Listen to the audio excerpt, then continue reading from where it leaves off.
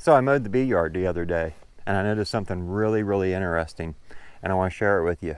I want you to observe the next time you mow in your bee yard. I was mowing here in the bee yard, and I noticed a lot of moths hopping up out of the grass, like they were hiding in there, trying to escape the sunlight. It's very common for wax moths to do this same behavior. And the weird thing about it is I only noticed them right here in the bee yard, not the rest of my yard where there's no hives. So that tells me that's definitely what's going on. The wax moths, they're hiding in the grass. It's a dark place for them to stay out of the sun until evening when they're able to get into hives. So my suggestion, maybe this time of year we need to mow a little bit lower in our bee yards. Take away that security of the dark place for the wax moths to hide. Just as a little suggestion. Now let's get on to the video. Hello folks, Jason Chrisman, JC's Bees, your Central Ohio beekeeper. Today we're going to finish up on the Sumac testing with Sue and Stan down there. We're going to see if there is any truth behind Sumac working as a Varroa mite controlling agent. So what I've done is I've got the Sumac here in my smoker, Sumac berries. What we're going to do is we're going to go through each hive, break the boxes apart, and we're going to use Sumac as our source of smoke. After 24 hours, we'll come back and check the sticky boards and see how those are looking as far as results with Varroa mites. And then tomorrow afternoon, I will treat with oxalic acid, and the following day, after 24 hours, we'll check and see what kind of a mite drop that provided. So what that's going to tell us is whether Sumac is effective at all at controlling mites. And then next year, maybe I'll set up a small bee yard with, say, 10 colonies, and we'll split them in half. We'll treat half with Sumac, and the other half we'll just use our regular wood chip smoker. So let's get in here and get started and see what they're looking like. So I just gathered the sticky boards from both Sue and Stan. Before we get this experiment started, I figured we'd look them over real quick. Now you can tell by looking at both of them that they are both pretty busy. And when I say that, I mean they got a lot going on the boards. Now looking across the sticky board closest to us, this one here, this would be from Stan. And looking across here, I have to look super closely because of all the wax cappings and all the debris. And I struggle to find any mites at all. Now this is after smoking with Sumac a couple times. Yeah, I just don't see any mites on this board. Oh wait, right here. Right there's one. Right there in front of my finger. A little black dot. That is a Varroa mite. So we've got at least one. I'm sure there's more on here. It's just, oh wait, right there. Right in front of my finger now, a black dot. There's two. So there is a few mites on the sticky board. To go across here and count every one, that could be about a daytime job because it's just so busy. There's another one right there in front of my finger now, that little black dot. So that's Stan. We'll set it to the side and let's look over Sue. Now Sue, I have continued to smoke with Sumac,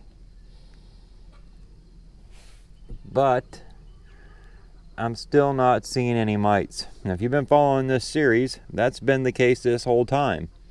Absolutely no mites. Well, wait. As soon as I say that, I always find them. Right there's one, a little black dot. So, not the count that I would like to see on here. I mean, I'm glad that the bees don't have, presumably. I have to assume that the bees don't have very many mites or the Sumac isn't working. And now that I look, that little black dot there, there's another mite. So let me get these cleaned up. We'll stick them back in. We'll do Sumac smoke on both the colonies. We'll give it 24 hours, see what the drop looks like, and then from there they will both be treated with oxalic acid, where we will check again and see what the mite drop looks like. So let's get these cleaned up and more Vaseline put on them, and we'll get them back in the hives and do a Sumac treatment.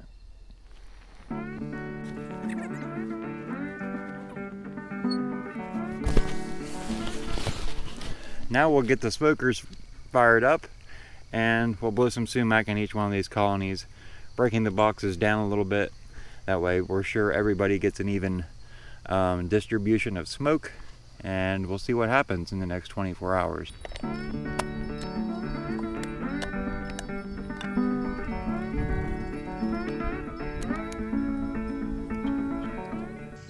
So this is what it looks like from the top looking down.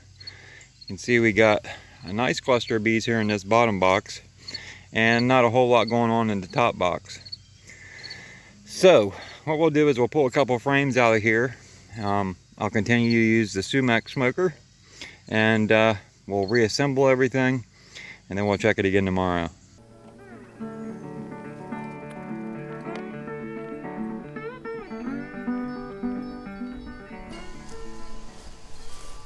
So this would be our outside edge frame.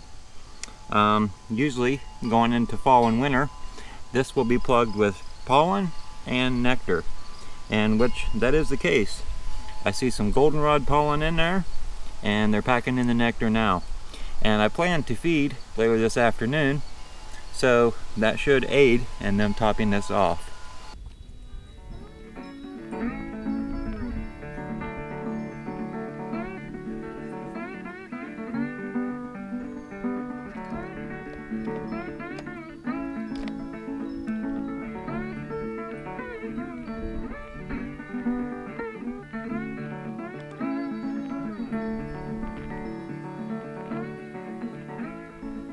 Here's a little something for you new beekeepers to get used to, and I know it's going to be hard to get past the mindset that they're bees, you shouldn't touch them, but they're your bees and you should be able to touch them.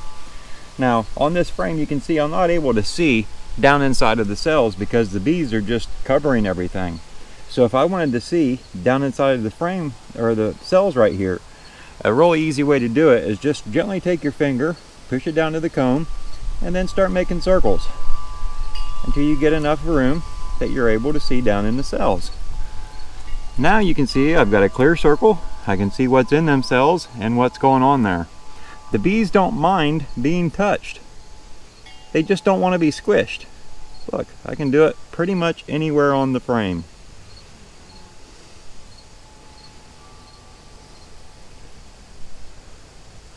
You see how I cleared a spot? So try and when you're in your bees next time, just give it a whirl. See what happens.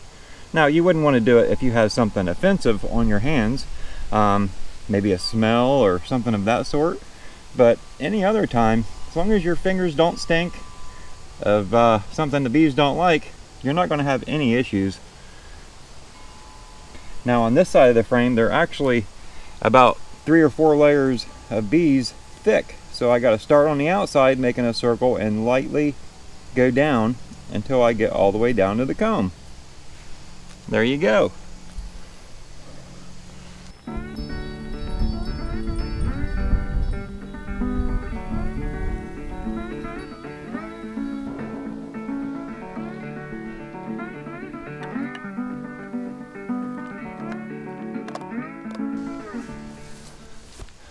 Okay, so it's just a matter of waiting now to see how that does. What we're going to do now is move down the stand, pretty much do the same thing, go through, look at a few frames, and just smoke the heck out of them with the Sumac.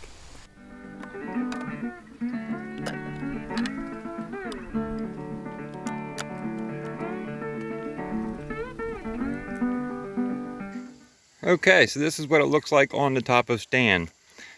The top box is pretty similar to Sue's, as it doesn't have very much in it. Mainly they're on the bottom of the frames. I'll lift it up here and show you.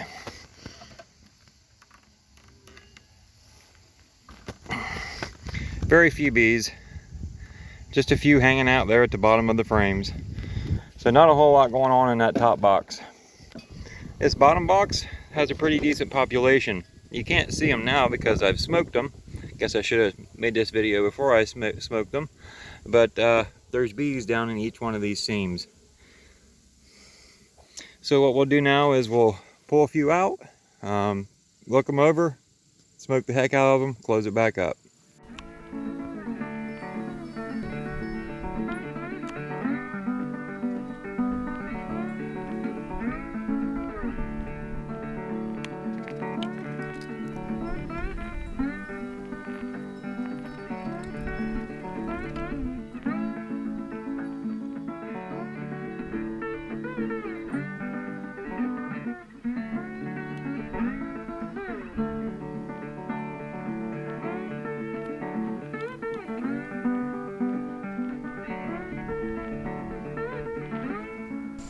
Now here's something you don't see very often.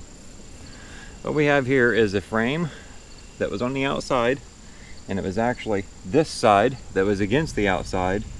And if I wipe the bees away, you're going to see that there's brood on the outside frame. That's a little odd for this time of year. The cooler nights, cooler mornings, usually they shy away from the outside of the box. I imagine once this brood emerges, there won't be any more on the outside frame.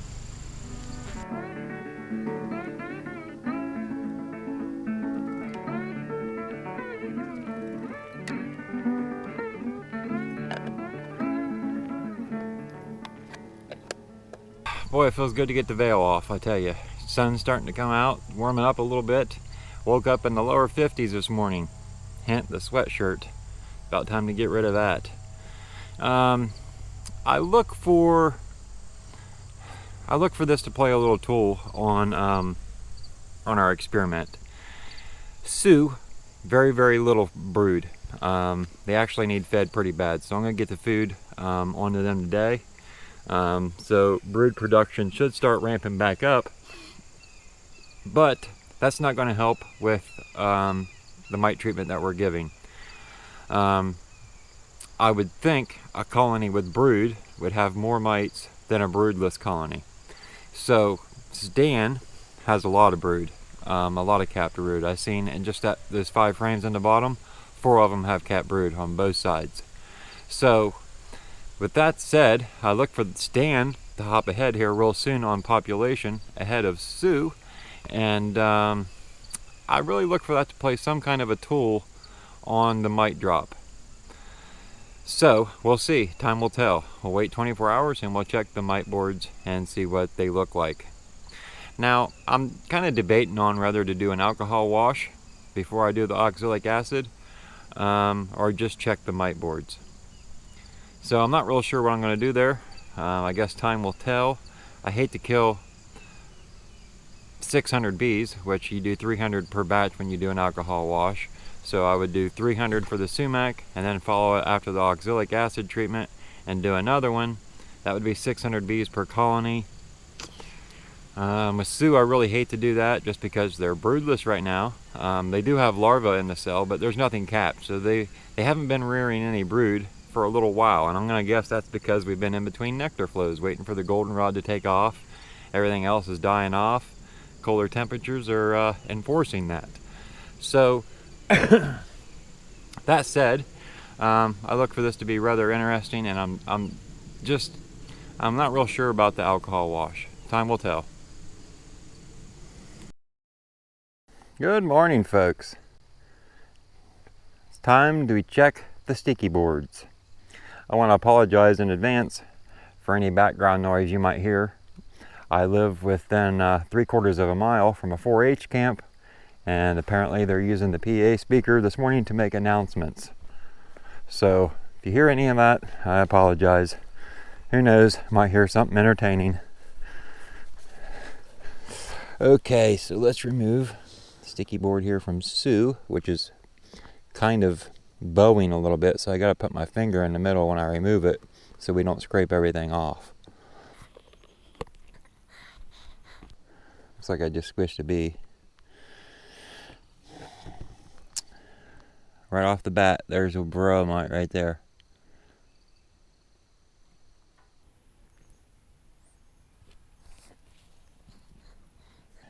And I'll be honest with you, that is the only mite I see on this whole sticky board right here. No, there's two. There's another one. So, on the sticky board from Sue, with the treatment from Sumac yesterday, dropped 2 mites. Now let's pull Stan and see what this one says. And this one's not bowing, so I don't have to hold down the middle of the board. Did squish another bee though. Okay.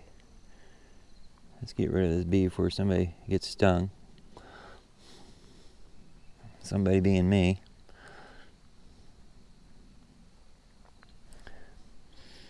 There's one right there in front of my finger.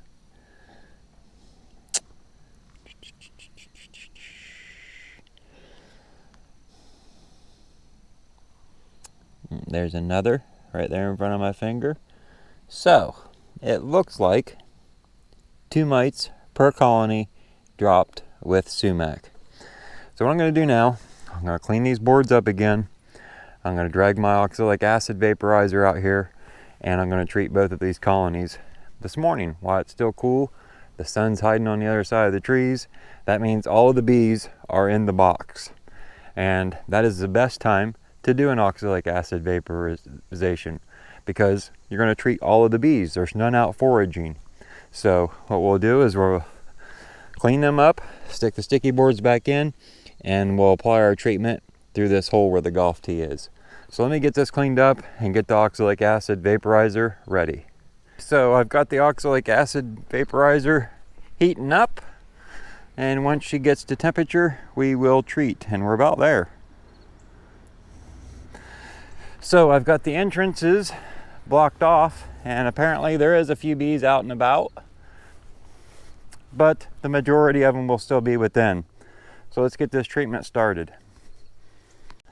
The vaporizer is up to temperature, and I have removed my golf tee. We are ready to treat.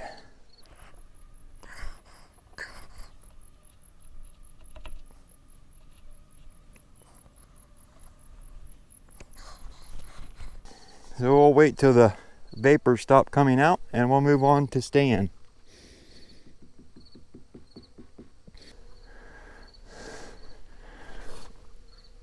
Okay, so there we're done.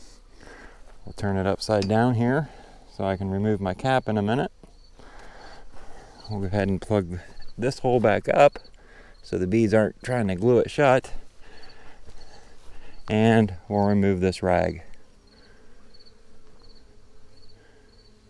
You can still see we got vapors coming out the front still.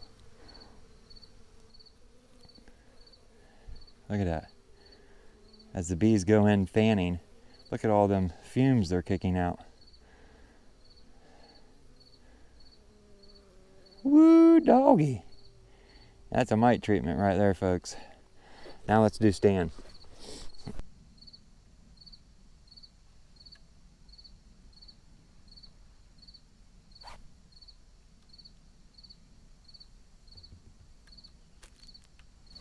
Okay, let's go around and watch the front.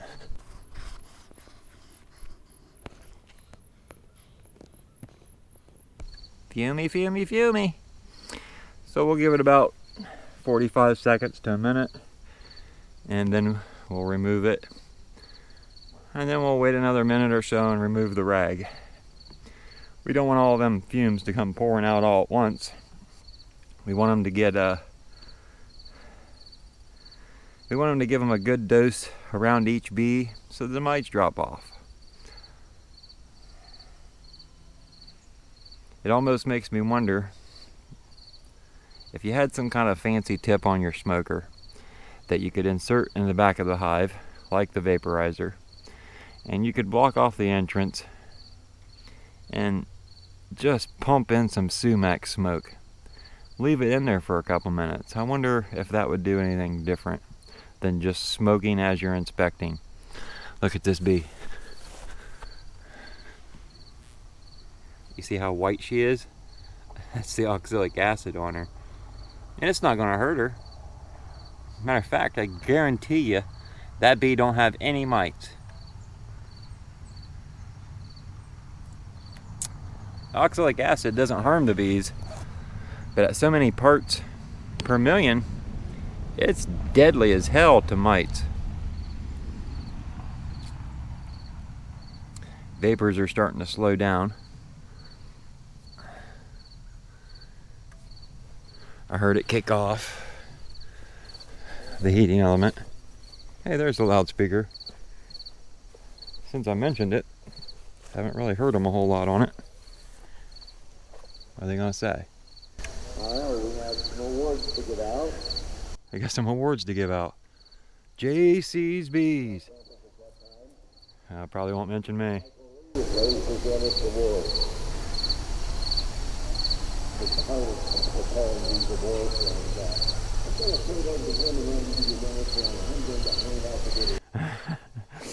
Anyway, back to what we're doing. I'm gonna go ahead and shut this off when you're done. Let's plug this hole in the back so they're not putting propolis in it, plugging it up.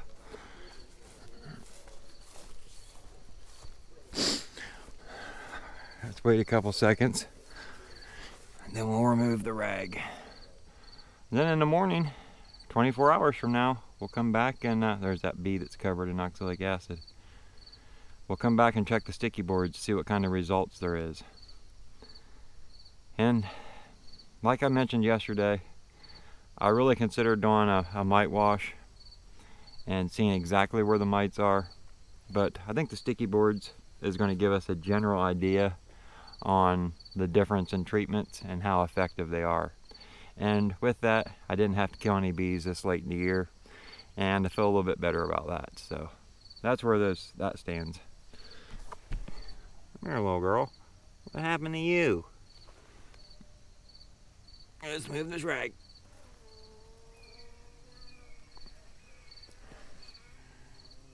White bee gonna go home.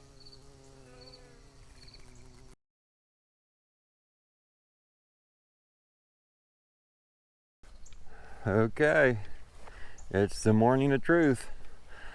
What did oxalic acid do for the bees?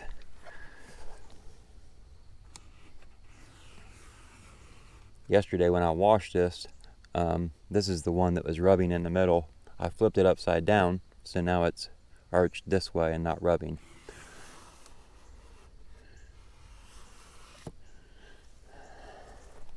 Okay, so this is the sticky board from Sue. We've got one mite right here in front of my finger.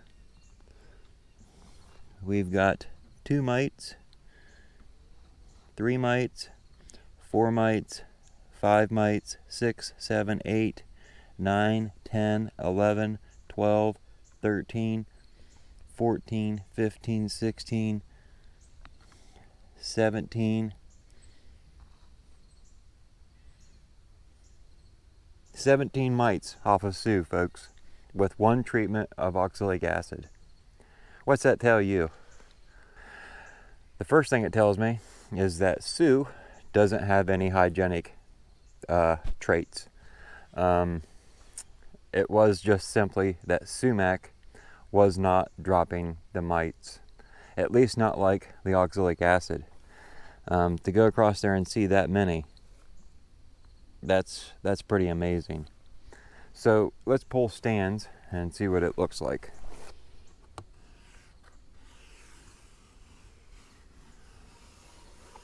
I guess I should mention that the second thing that tells me is, does Sumac really work? I mean, we surely didn't see any mite drops like that during this little experiment.